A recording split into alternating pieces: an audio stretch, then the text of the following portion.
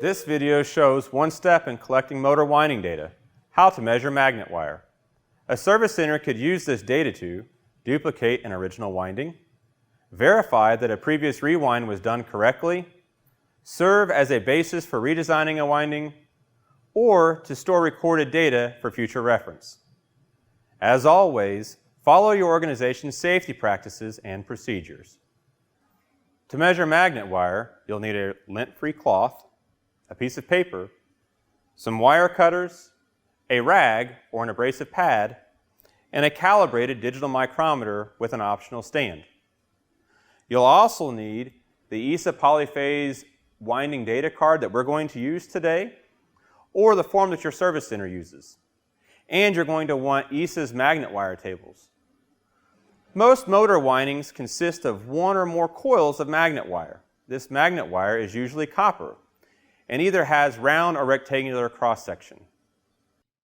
When coils have parallel conductors, the quantity of wires in parallel is called wires in multiple or wires in hand. For round wire, there are two wire size standards that are commonly used. American wire gauge, or AWG, which is used in North America, and metric, which is common outside of North America. We'll measure the diameter of each wire to determine the most likely standard size. For rectangular wire, we'll measure the width and thickness of each wire. Square conductors are special cases of rectangular wire having equal width and thickness. Square wires may correspond to square wire AWG sizes, but metric square wire is simply recorded by the dimensions. Always use a calibrated digital micrometer with an instrument accuracy and resolution of 500 thousandths of an inch, or 1/1000th of a millimeter or better. Do not use a wire gauge for round conductors because it is not accurate enough and often leads to errors. Wipe the micrometer with a lint-free cloth before use. Place a clean piece of paper between the measurement surfaces of the micrometer and lightly close them. Without opening the micrometer, pull the paper out to ensure that the measurement surfaces are clean. Close the face by using the ratchet stop thimble and lock spindle. The method and force used should be the same as what will be used to perform the measurements. With the faces closed, the scale should indicate 0. If not, close the faces and set the origin to 0. You can measure the wire using a micrometer in a stand or in your hand. Using a micrometer stand reduces the chance for error and is preferred, though either method is reasonable for this process. Prepare the wire for measurement by removing any remaining insulation residue from the burnout process using a rag or fine grit abrasive pad. Be careful not to reduce the size of the bare copper by sanding or scraping the wire.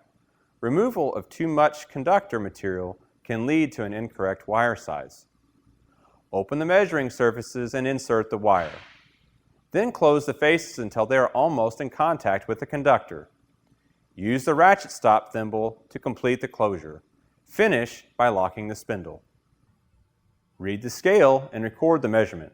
Some technicians record all measured diameters or dimensions first, while others will go directly to the ESA wire table to determine the size after each measurement.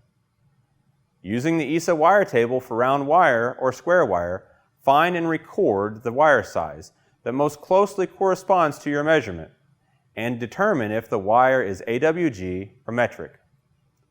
Coils often contain more than one wire size. Be sure to measure and record all wire sizes within a coil and the quantity of each size. If the dimension of round or square wire is off by more than 1% from the values in the ESA wire table, recheck your measurement by carefully cleaning and measuring another portion of the wire. If your measurement still doesn't match the size in the wire table within 1%, use the next larger wire size in the same gauge system. Manufacturers won't mix AWG and metric wire in the same winding. For rectangular wire, simply record the width and thickness of each wire. While there are standard rectangular wire sizes, having actual dimensions will be more useful in subsequent processes. Measuring wire may seem simple, but don't underestimate its importance. Take your time and master the skills involved. Correct wire measurements form the foundation of any motor rewind.